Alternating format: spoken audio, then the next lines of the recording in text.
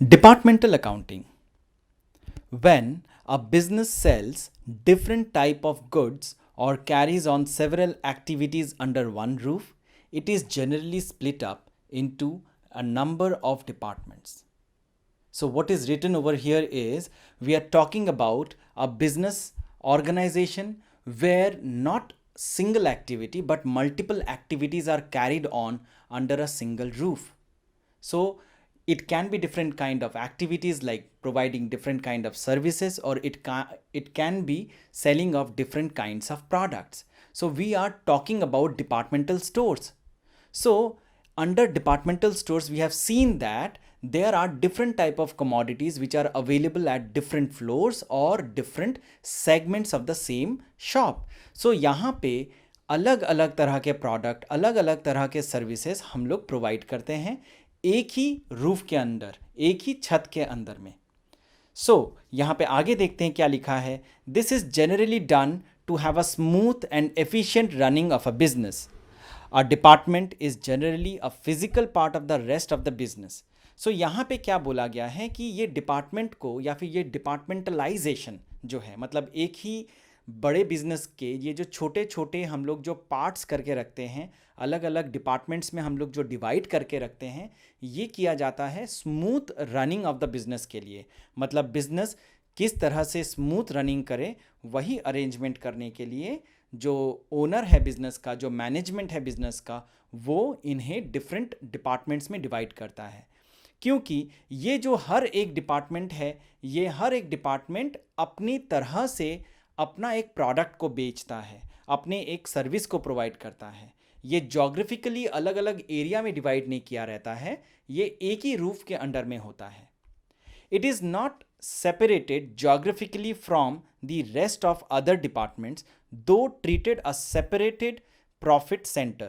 ये profit centre का मतलब होता है कि हर डिपार्टमेंट अलग अलग तरह का प्रोडक्ट या फिर अलग अलग तरह के सर्विस को प्रोवाइड करता है, जिसका प्रॉफिट मार्जिन कहिए आप, या फिर जिसका कॉस्ट कहिए, या फिर जिसका आफ्टर सेल सर्विस करिए, वो सारे चीज़ अलग अलग होते हैं. ठीक है. So it is better for any organisation to treat them separately. So when a business is divided into several departments, internal information about operating results of each department is required. तो हमें रिजल्ट का बहुत ज़्यादा ज़रूरत पड़ता है यहाँ पे.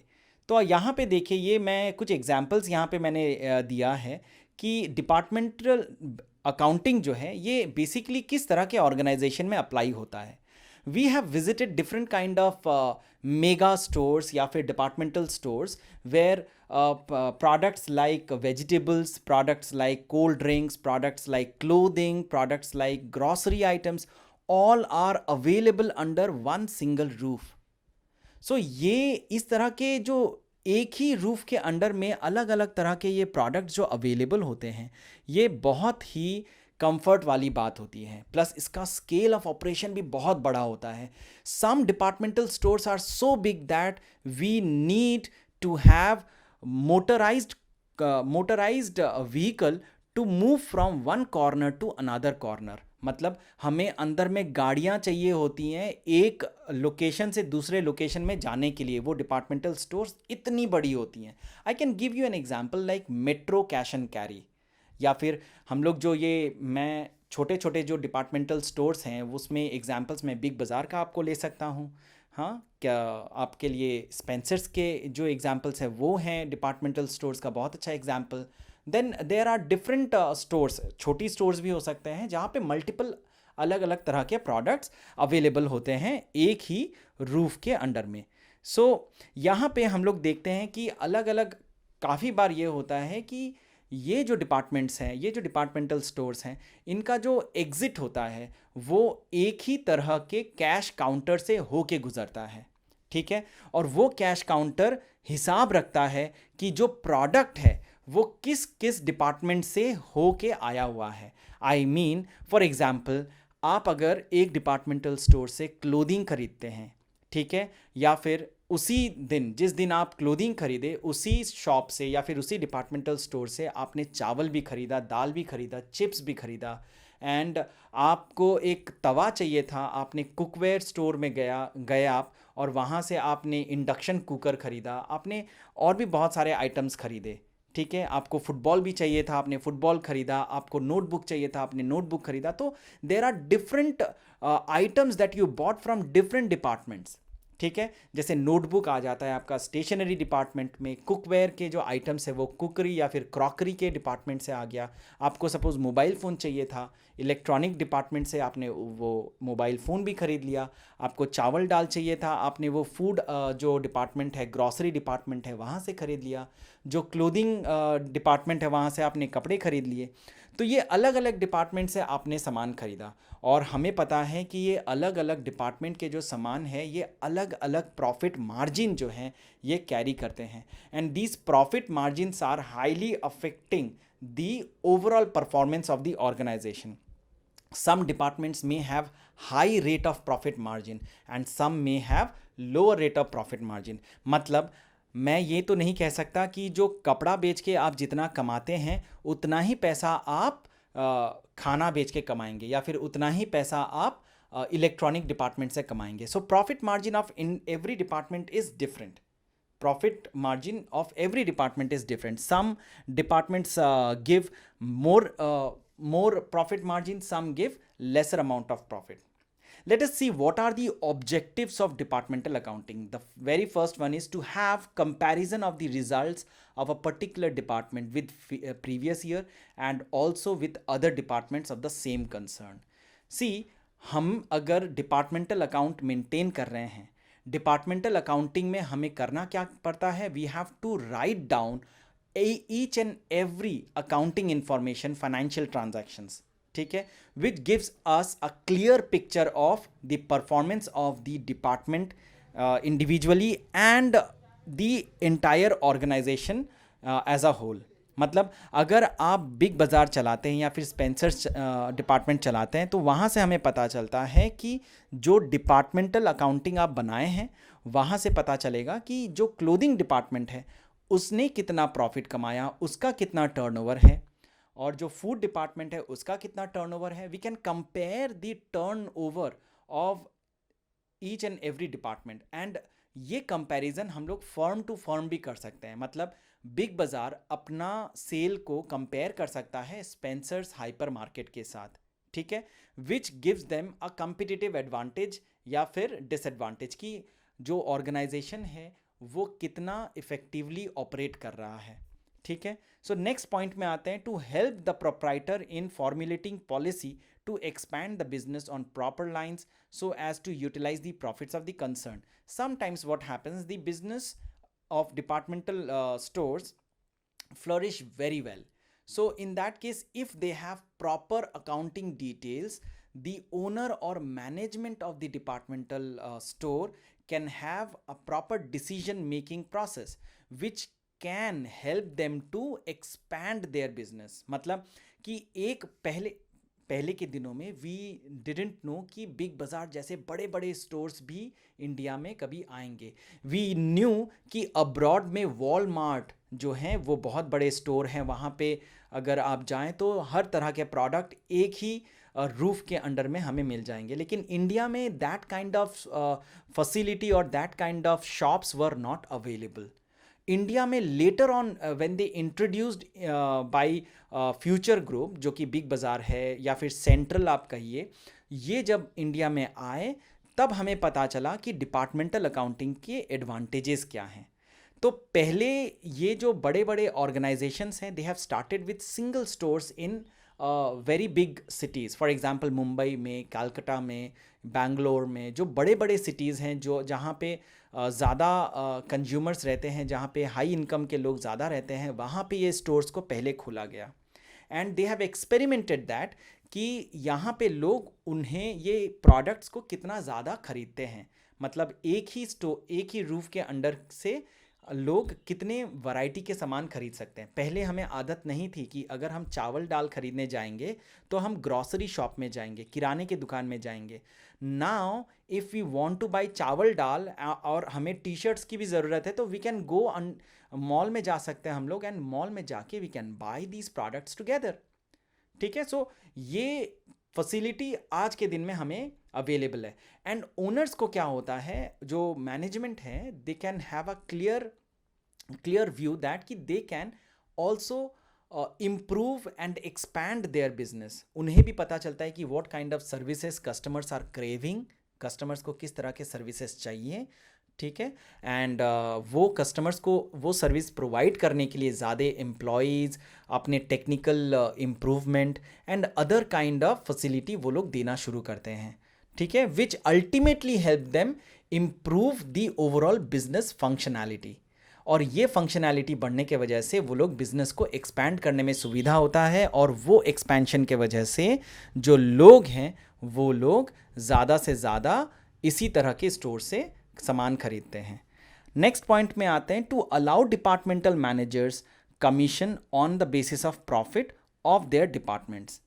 कभी कभी हम लोग क्या करते हैं, हमारे बिजनेस में, डिपार्टमेंटल स्टोर्स में इंडिविजुअल मैनेजर्स को पुश किया जाता है कि आप अपने डिपार्टमेंट के प्रोडक्ट्स को ज़्यादा से ज़्यादा सेल करिए, ज़्यादा से ज़्यादा कस्टमर्स के पास लेके जाइए। इसके वजह से we have observe that when we visit a single mall or when we visit any departmental store, एक कोई सेल्समैन हमारे पास आता है and they try to promote their product, ठीक है, product from his own department. For example, अगर आप स्टोर के अंदर में घुसे, आप कपड़े की दुकान में घुसे, तो हो सकता है कि जो जीन्स के ब्रांड का एक आदमी आपके पास आया और वो बोला कि हमारे पास इस तरह के जीन्स हैं, आप आके ट्राई करिए, इसमें डिस्काउंट्स भी हैं, ठीक है। तो ये अपने प्रोडक्ट को क्यों वहाँ पे, अपने डिपार्टमेंट को क्यों प्रमोट करते हैं? क्योंकि जो ऑर्गेनाइजेशन एज अ होल है, या फिर जो ओनर है, या फिर जो आपके मैनेजमेंट है, वो ये डिपार्टमेंटल मैनेजर्स को प्रेशर करते हैं कि आप अपने डिपार्टमेंट के प्रोडक्ट को ज़्यादा से ज़्यादा बेचिए, हम उसके अगेंस्ट में आपको कमीशन देंगे। और ये कमीशन के मोटिवेशन से वो लोग ज़्यादा से ज़्यादा अपने डिपार्टमेंट के प्रोडक्ट्स को ज़्यादा से ज़्यादा प्रमोट करते हैं। Now, to generate information which may be helpful for planning, control, evaluation of performance of each department and for taking various managerial decisions. So यहाँ पे जो मैनेजमेंट के लिए इंफॉर्मेशन ज़रूरत है, वो डिपार्टमेंटल अकाउंट्स अगर बनाया जाए इंडिविजुअली तो वो बहुत हेल्पफुल होता है।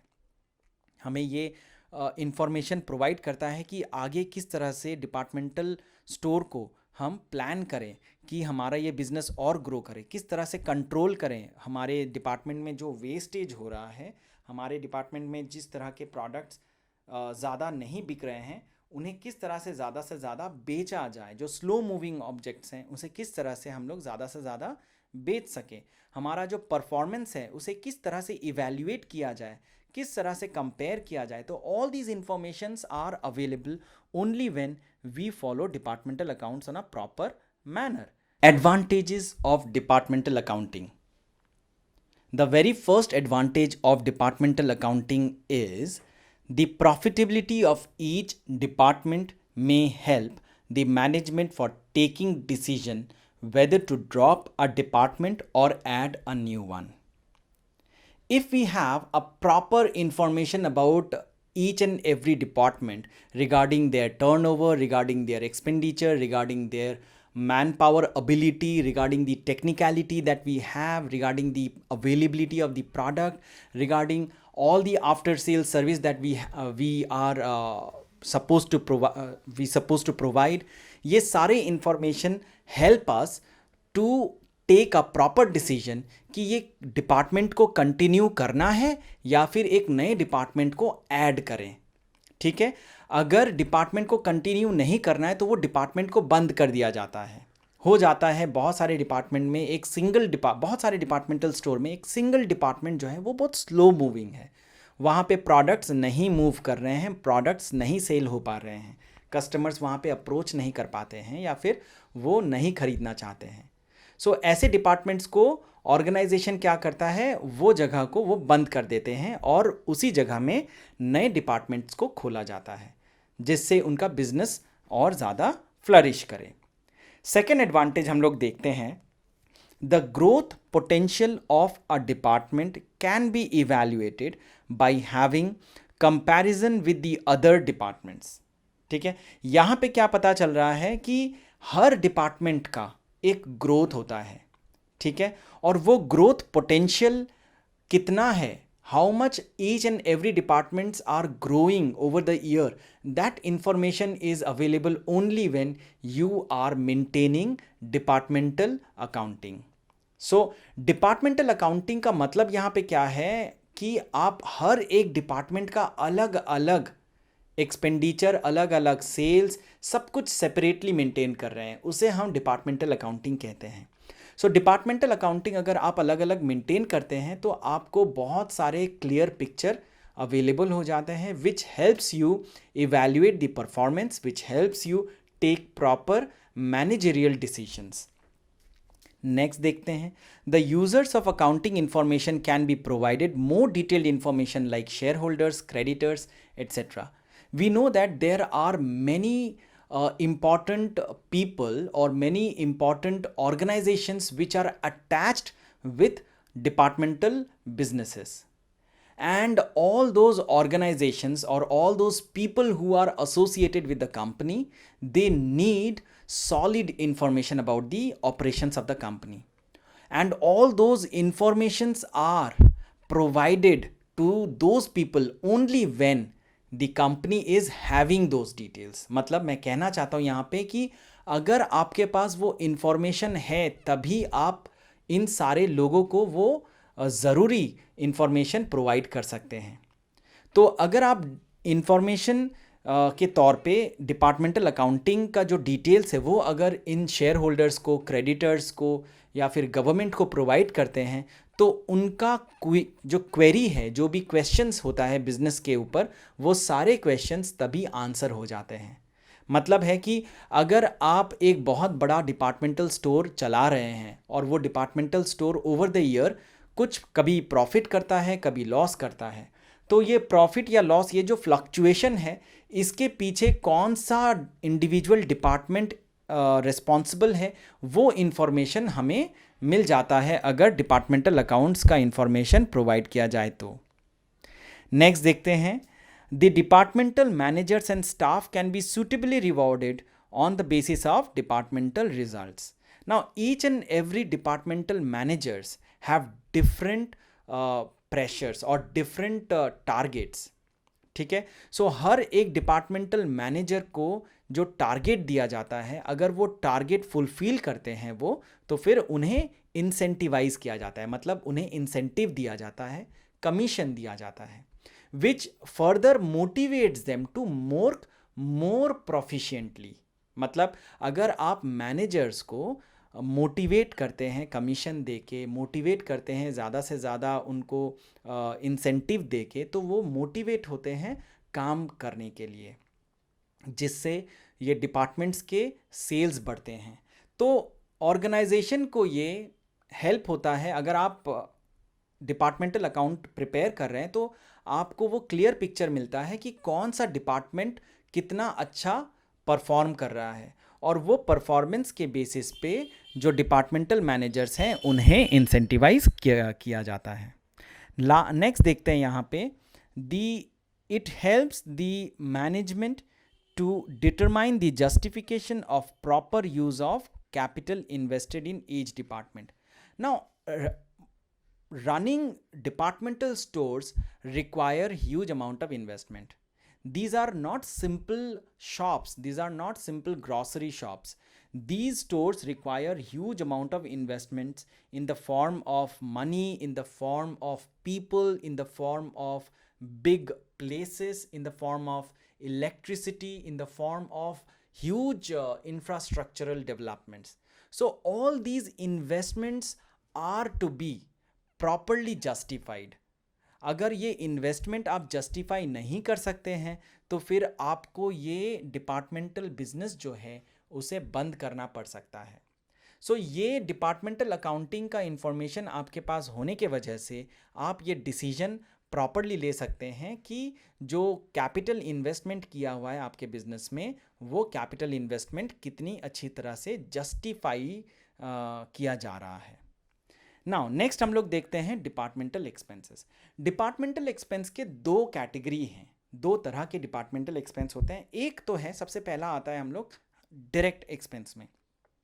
डायरेक्ट एक्सपेंस उस तरह के एक्सपेंसेस हैं जो डायरेक्टली उसी डिपार्टमेंट से रिलेटेड है, ठीक है। ये कॉमन एक्सपेंसेस नहीं है, जैसे कि जो डिपार्टमेंटल मैनेजर्स हैं उनके सैलरीज हो गए, डिपार्टमेंट में जो वर्कर्स काम कर रहे हैं, जो लेबर्स काम कर रहे हैं, उनका वेजेस हो गया, ठीक है। या फिर वो डिपार्टमेंट में जो रॉ मटेरियल लगते हैं, ठीक है, रिलेटेड टू सोली उसी डिपार्टमेंट के लिए, उसे हम लोग डायरेक्ट एक्सपेंस कहते हैं। तो यहाँ पे देखिए लिखा हुआ है expenses relating to a particular department are called direct expenses, ठीक है। नाउ नेक्स्ट आते हैं हम लोग इनडायरेक्ट एक्सपेंसेस में। इनडायरेक्ट एक्सपेंस क्या है? Expenses relating to more than one department are called indirect expenses, ठीक है। एक्सपेंसेस जैसे कि मैंने तो पहले ही कहा कि ये जो डिपार्टमेंटल स्टोर हैं these are under one roof, मतलब ये एक ही छत के अंदर में अलग अलग छोटे छोटे बहुत सारे दुकान हैं। तो ये क्वाइट पॉसिबल है कि कुछ कॉमन एक्सपेंसेस होते हैं जो सारे डिपार्टमेंट के लिए इकट्ठा एक ही बार किया जाता है, और ये जो कॉमन एक्सपेंसेस हैं ये डिपार्टमेंट्स आपस में बांट लेते हैं। जैसे इलेक्ट्रिसिटी आप पकड़ लीजिए कि एक ही छत, जैसे बिग बाज़ार में एक ही एसी एयर कंडीशन चलता है, और वो एयर कंडीशन का जो फैसिलिटी है वो सारे डिपार्टमेंट्स को प्रोवाइड किया जाता है, या और वो एयर कंडीशन जो फैसिलिटी है उसका तो बहुत बड़ा खर्चा होता है। तो ये जो एक्सपेंडिचर है एयर कंडीशन का, ये तो कॉमन एक्सपेंसेस है। So it will be apportioned और allocated to individual department on the basis of equitable manner, मतलब जितना जो डिपार्टमेंट कंज्यूम करता है इलेक्ट्रिसिटी या फिर जो भी कॉमन एक्सपेंसेस हैं उसे उस डिपार्टमेंट को एलोकेट कर दिया जाता है। तो ये एलोकेशन का अलग अलग तरीका है, वो मैं अभी तुम लोग को एक्सप्लेन करूंगा। नेक्स्ट यहाँ पे देखिए, यहाँ पे लिखा हुआ है कि expenses which can B allocated, expenses which can not be allocated. तो ये इनडायरेक्ट एक्सपेंसेस जो हैं, कुछ एक्सपेंसेस होते हैं जिसको आप बांट सकते हैं, एलोकेट कर सकते हैं, और कुछ है जो आप एलोकेट नहीं कर सकते हैं, ठीक है। हम लोग आगे यहाँ पे हम लोग देखते हैं कि method of accounting. Method of accounting, यहाँ पे दो तरह का मेथड अकाउंटिंग है कि किस तरह से आप अकाउंटिंग यहाँ पे कर सकते हैं। सबसे पहला है यहाँ पे where separate set of books are maintained for each other. तो एक बार देखते हैं यहाँ पे क्या लिखा है। This method is followed in a very large organisation और where the maintenance of separate books for each department is compulsory as per some law of the land. Under this method, each department is treated as a separate unit and the accounts are kept independently. Trading results of each departments are combined at the end of the year of each department to get the trading results of the organization as a whole. This method is costly in operation and rarely used. देखिए यहाँ पे क्या लिखा हुआ है, ये separate set of books का मतलब है कि हर एक डिपार्टमेंट का एक सेपरेट सेट ऑफ बुक है, मतलब वो उसको एक सेपरेट ऑर्गेनाइजेशन जैसा डील किया जाता है। मतलब वो हम लोग सोचते हैं एज इफ वो हमारे बिजनेस से अलग है, ठीक है। सो यहाँ पे अकाउंटिंग डिपार्टमेंट अलग हो जाते हैं, जो सेल्स है मतलब इसका सेपरेट है। फॉर एग्जाम्पल बिग बाज़ार में अगर कपड़े का जो डिपार्टमेंट है वो कपड़े के डिपार्टमेंट को आप अलग ट्रीट कर रहे हैं, एकदम सेपरेट, उसका अकाउंटिंग अलग ही हो रहा है, which is not related with the organisation as a whole, ठीक है। सो ये इसे हम लोग कहते हैं सेपरेट सेट ऑफ बुक्स। ये बहुत एक्सपेंसिव होता है ऑब्वियसली। हर एक डिपार्टमेंट को अगर आप अलग अलग अकाउंटिंग करें तो उसके लिए तो बहुत ज़्यादा एक्सपेंडिचर हो जाएगा, वो बहुत ज़्यादा एक्सपेंसिव हो जाएगा। ये हम लोग फेवर भी नहीं करते हैं इस तरह के टेक्निक को, इसे पहले चलाया जाता था and it is basically applicable for huge organisations जो बहुत बड़े हैं, जहाँ पे कंबाइन करके अकाउंट्स बनाना वो डिफ़िकल्ट हो जाता है। अब नेक्स्ट हम लोग यहाँ पे देखते हैं where accounts of all departments are maintain together in columnar books. ये हमारे सिलेबस में है, ये हम लोग अभी इस बार करेंगे। यहाँ पे क्या लिखा है देखिए, under this method the entire bookkeeping records are maintained by a central accounts department. This method is generally used in small concerns. A department generally does not maintain a full double entry bookkeeping system, but records are kept in analytical or columnar books relating to purchase, sales, stock, returns inwards, return outwards and direct expenses. So यहाँ पे क्या समझ में आया कि ये जो departmental accounts है यहाँ पे ये कॉलमनर के तरह से बनाया जाता है, कॉलमनर बुक्स के हिसाब से बनाया जाता है। मतलब कि कॉलम्स हम लोग बनाते हैं, department A, department B, department सी, ये पास पास पास पास हम लोग कॉलम्स बनाते हैं और उसी में सिंगल डिटेल्स को हम लोग लिखते हैं। मतलब सेल्स एक ही बार हम लोग लिखेंगे और वो सेल्स अलग अलग डिपार्टमेंट के कॉलम में हम लोग पुट कर देंगे कितना कितना सेल्स हुआ। उसी तरह से खर्चे भी हम लोग लिखेंगे, उसी तरह से रिटर्न्स भी लिखेंगे, डायरेक्ट एंड इनडायरेक्ट एक्सपेंस को भी हम लोग उसी तरह से लिखेंगे। सो ये ईजी होता है, कॉस्ट इफेक्टिव होता है and it is basically applicable for small scale organisations. Allocation of departmental expenses. Allocation of departmental expenses का मतलब है हम लोगों ने देखा कि इनडायरेक्ट एक्सपेंस जो है उसे हम लोग कुछ एक्सपेंसेस को एलोकेट कर सकते हैं, कुछ एक्सपेंसेस को हम लोग एलोकेट नहीं कर पाते हैं। जिन एक्सपेंसेस को हम लोग एलोकेट कर पाते हैं उसे हम लोग किस तरह से एलोकेट करेंगे वो मैंने यहाँ पे एक्सप्लेन किया है। सबसे पहला पॉइंट यहाँ पे देखते हैं, there are certain expenses which can be specially incurred for a particular department. ठीक है, for example salary paid to salesman in sales department. So ये एक्सपेंस को हमें एलोकेट करने का ज़रूरत नहीं है, ये हमारा सेल्स डिपार्टमेंट में चला जाएगा ये खर्चा। लेकिन there are certain expenses which can be precisely charge to specific departments as these departments are benefited by these expenses, such as lighting will be charged to department according to separate meters or on the basis of number of points. अभी देखिए यहाँ पे क्या है कि there are some expenses, common expenses जो होते हैं उन्हें डिवाइड करना बहुत ज़रूरी होता है। ठीक है, तो उसे किस तरह से डिवाइड किया जाता है, हम क्या करते हैं, जैसे यहाँ पे लाइट्स के बारे में बताया है, इलेक्ट्रिसिटी के बारे में बताया हुआ है, तो हम लोग क्या देखेंगे कि जो डिपार्टमेंट के बारे में हम लोग अकाउंटिंग कर रहे हैं उस डिपार्टमेंट के ऊपर कितने सारे लाइट पॉइंट्स हैं, उस हिसाब से उसे वो खर्चा उसके डिपार्टमेंट में चला जाएगा। मैं एक एग्जांपल से बताता हूँ। सपोज 1000 रुपीज़ पूरे ऑर्गेनाइजेशन का लाइटिंग का खर्चा है, मतलब इलेक्ट्रिसिटी का खर्चा है, फॉर एग्जांपल 1000 रुपीज़। अब वो 1000 रुपीज़ में से मैं सेल्स डिपार्टमेंट का बात कर रहा हूँ। अब सेल्स डिपार्टमेंट में 10 पॉइंट है, ठीक है, और पूरे ऑर्गेनाइजेशन में, पूरे डिपार्टमेंटल स्टोर में हो सकता है 100 पॉइंट है। ठीक है, तो ये 1000 रुपया जो इलेक्ट्रिसिटी लगा मेरा, ये तो 100 पॉइंट के लिए लगा, राइट। सो एक एक पॉइंट के लिए कितना खर्चा लगा, तो 1000 रुपीज़ डिवाइडेड बाय 100 करेंगे तो एक एक पॉइंट के लिए 10 रुपया खर्चा हो रहा है, राइट। और हमारा सेल्स डिपार्टमेंट में हमें देखना पड़ेगा कितने सारे पॉइंट्स हैं, तो मैंने कहा सेल्स डिपार्टमेंट में मेरे 10 लाइट के पॉइंट हैं, तो 10 इंटू 10 रुपया, ठीक है, तो 100 रुपया हो गया मेरा आपका सेल्स डिपार्टमेंट का लाइटिंग का एक्सपेंसेस। तो इस तरह से हम लोग पोर्शन करते हैं डिपार्टमेंटल एक्सपेंस को। Problem arise only in indirect expenses which are common for concern as a whole and may be relating to sales, distribution, administration, finance, until these are distributed among the departments on some suitable basis. The net profits of different departments cannot be ascertained. Such expenses which cannot be directly related to a particular department or cannot have precisely allocation may be divided among the different departments as follows. अभी क्या होता है कि हमें पता नहीं चलता है कि कुछ एक्सपेंस है जिसे हम लोग एलोकेट नहीं कर पा रहे, हमें समझ नहीं आ रहा है कि what should be the basis for distribution of these expenses. ठीक है, तो कुछ एक्सपेंसेस के बारे में तो पता चल जाता है कि चलिए ये डिपार्टमेंट, ये एक्सपेंस हम लोग लाइट पॉइंट्स में डिवाइड कर दिए, कुछ एक्सपेंस हम लोग नंबर ऑफ एम्प्लॉयज़ के ऊपर में डिवाइड कर लिए, तो ये कुछ एक्सपेंसेस डिवाइड करने में सुविधा होता है। लेकिन कुछ एक्सपेंसेस का जब ज़्यादा डिटेल्स नहीं प्रोवाइड किया होता है तो उसे डिवाइड करना बहुत ही प्रॉब्लम वाला बात हो जाता है। तो यहाँ पे देखते हैं हम लोग आगे क्या लिखा मैंने कि selling expenses, these expenses include discount allowed, bad debt, selling commission, carriage on sales and should be divided among the different departments on the basis of sales.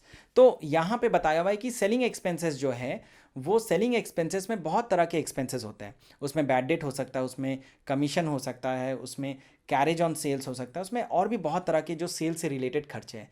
तो अगर ये सेलिंग एक्सपेंसेस मेरे को इकट्ठा एक बहुत बड़ा कॉमन फिगर दिया हुआ है और हमें पता नहीं चल रहा है कि इंडिविजुअल डिपार्टमेंट में कितना कितना एक्सपेंसेस आएगा, तो हम क्या करते हैं, इंडिविजुअल डिपार्टमेंट में जितना सेल हुआ है एक एक डिपार्टमेंट का, उस सेल्स के ऊपर वो सेल्स का रेशियो निकाल के हम लोग इंडिविजुअल डिपार्टमेंट में वो अमाउंट को डिवाइड कर देते हैं। सेकेंड यहाँ पे देखते हैं हम लोग बिल्डिंग एक्सपेंसेस। बिल्डिंग एक्सपेंसेस में किस तरह के एक्सपेंसेस आते हैं, रेंट है, रेट्स है, insurance on building, repairs etcetera are expenses which relating to building और premises and should be distributed among the different departments according to space occupied by each department. अभी देखिए, बिल्डिंग एक्सपेंसेस का मतलब हो गया जहाँ पे ये डिपार्टमेंटल स्टोर जो है ऑपरेट कर रहा है, और हमें पता है बिल्डिंग यहाँ पे एक ही होती है, हम लोग एक ही रूफ के अंडर में काम कर रहे हैं। So when we are operating under one roof, in that case any building expenditure whatever is incurred by the organization whole will be divided among different departments on the basis of space occupied by each department। जितना भी खर्चा एक पूरे organisation में building के ऊपर में किया है, वो रिपेयर भी हो सकता है, डिप्रिसिएशन ऑफ बिल्डिंग हो सकता है, रेंट हो सकता है, और भी बहुत सारे बिल्डिंग रिलेटेड एक्सपेंसेस हैं, वो सारे एक्सपेंसेस को हम लोग इकट्ठा जो डिवाइड करेंगे वो होगा जो डिपार्टमेंट जितना एरिया ऑक्यूपाई करके है। अगर कोई डिपार्टमेंट ज़्यादा एरिया ऑक्यूपाई करके है तो उसको हम लोग उसके सर पे ज़्यादा एक्सपेंडिचर अब्जॉर्ब करना पड़ेगा उसे, और जो डिपार्टमेंट छोटा सा एरिया लेके ऑपरेट कर रहा है उससे बिल्डिंग रिलेटेड एक्सपेंस या फिर रेंटल एक्सपेंसेस कम देना पड़ेगा। सिंपल सा बात है। फॉर एग्जांपल, मेरे एक मॉल में मेरा एक छोटा सा कैमरे का स्टोर है, मैं कैमरा बेचता हूँ, ठीक है, और वो कैमरे की दुकान के लिए मेरा एक छोटा, बहुत ही छोटा सा स्टोर है। तो मेरे आजू बाजू में बहुत सारे कुछ घड़ी के बड़े बड़े दुकान हैं, कोई पैंटालून्स वाले बड़े से कपड़े के दुकान हैं, कुछ जैसे शॉपर स्टॉप जैसे बड़े बड़े स्टोर्स हैं। जो एसी का या इलेक्ट्रिसिटी का जो एक्सपेंस है वो तो बिल्डिंग रिलेटेड एक्सपेंस हो गया, तो या फिर रेंटल एक्सपेंसेस जो है वो तो बिल्डिंग रिलेटेड एक्सपेंस हो गया। तो जितना रेंट शॉपर स्टॉप पेमेंट करता है या फिर पैंटालून्स पेमेंट करता है, उतना रेंट मुझे देने का दरकार नहीं है। मैं अपना दुकान का उतना ही रेंट दूंगा जितना एरिया मैंने ऑक्यूपाई कर रखा है, ठीक है। हम लोग ये आगे जब सम सॉल्व करेंगे तो ये क्लियर हो जाएगा। नेक्स्ट देखते हैं हम लोग heating and lighting. if there are no separate meters, these may be apportioned among the different departments on the basis of points, lamps used, or area, or inversely to the number of windows। ठीक है, heating and lighting भी उसी तरह से, जो department जितने सारे points consume करता है, फिर जितने लैम्प्स यूज़ करता है, उस हिसाब से वो खर्चे उनके इंडिविजुअल डिपार्टमेंट के नाम पे दिया जाएगा। नेक्स्ट आते हैं पावर। पावर मतलब यहाँ पे हम लोग इलेक्ट्रिसिटी भी कह सकते हैं। It should be apportion on the basis of probable usage as determined by number and types of machines used, adjusted where necessary according to running hours in absence of separate meters for each department। कभी कभी ये जो power expenses हैं, power मतलब हो गया which requires huge amount of electricity, so in that case हमें information अगर डिपार्टमेंट का कितना एरिया कौन कंज्यूम कर रहा है वो अगर अवेलेबल है तो हम लोग उस बेसिस में भी डिवाइड कर सकते हैं एरिया के ऊपर में, या फिर जो भी इंफॉर्मेशन रिलेटेड होगा पावर के हिसाब से, उस हिसाब से हम लोग ये एक्सपेंडिचर को डिवाइड कर सकते हैं उस डिपार्टमेंट के नाम पे। Advertising, it should be apportion on the basis of advertising space used by different departments or on the basis of advertisement for the benefit of all departments must be apportioned equally among the departments। Advertising expenses जो है पूरे organisation का, वो individual department में हम लोग कभी कभी होता है कि जिस डिपार्टमेंट का जितना एरिया उसने ऑक्यूपाई कर रखा है, मतलब एक बड़ा सा होर्डिंग आपने लगाया, उस बड़े से होर्डिंग में एक एक डिपार्टमेंट का अलग अलग एडवर्टीजमेंट है। पूरे ऑर्गेनाइजेशन का तो ऐड है ही, पूरे स्टोर का ऐड है ही, लेकिन एक एक छोटा छोटा डिपार्टमेंट का छोटा छोटा स्पेस दिया हुआ है, छोटे छोटे इमेजेस दिए हुए हैं। तो जो डिपार्टमेंट जितना स्पेस कंज्यूम करके रखा है उस पूरे बैनर में, उस पूरे होर्डिंग में, वो एक्सपेंडिचर वो अपने प्रोपोर्शन में देगा। ठीक है। फॉर एग्जांपल अगर एक मतलब 10 फीट का एक पोस्टर अगर बना, 10 फीट का अगर एक होर्डिंग बना के उसे टंगाया गया कहीं पे, उसके ऊपर जितना भी खर्चा हुआ है वो खर्चा इंडिविजुअल डिपार्टमेंट ने कितना स्पेस उस बैनर में कंज्यूम किया है उस बेसिस में आप डिवाइड कर सकते हैं, या फिर इक्वली डिवाइड कर सकते हैं, या फिर on the basis of sales भी डिवाइड किया जा सकता है। नेक्स्ट है यहाँ पे depreciation. It should be allocated among the different departments on the basis of assets employed in each department. depreciation जो है ये हम लोग को पता है, हम लोग बिल्डिंग में अप्लाई करते हैं, डिफरेंट फर्नीचर्स में अप्लाई करते हैं, एयर कंडीशनिंग इक्विपमेंट में अप्लाई करते हैं, और भी जो डिफरेंट एसेट्स है पूरे ऑर्गेनाइजेशन में उसके ऊपर अप्लाई किया जाता है। अब यहाँ पे डेप्रीसिएशन जो है वो डेप्रीसिएशन हम लोग जो टोटल फिगर हमारे पास आया है वो टोटल फिगर हम लोग इंडिविजुअल डिपार्टमेंट में उनके एसेट्स के प्रोपोर्शन में डिवाइड कर सकते हैं। जिस डिपार्टमेंट में जितना ज़्यादा एसेट्स है उस डिपार्टमेंट में उतना ज़्यादा डेप्रिसिएशन होगा, जिस डिपार्टमेंट में जितना कम एसेट है उस डिपार्टमेंट में उतना कम डेप्रिसिएशन का फिगर होगा। लास्ट यहाँ पे है लेबर वेलफेयर एक्सपेंसेस।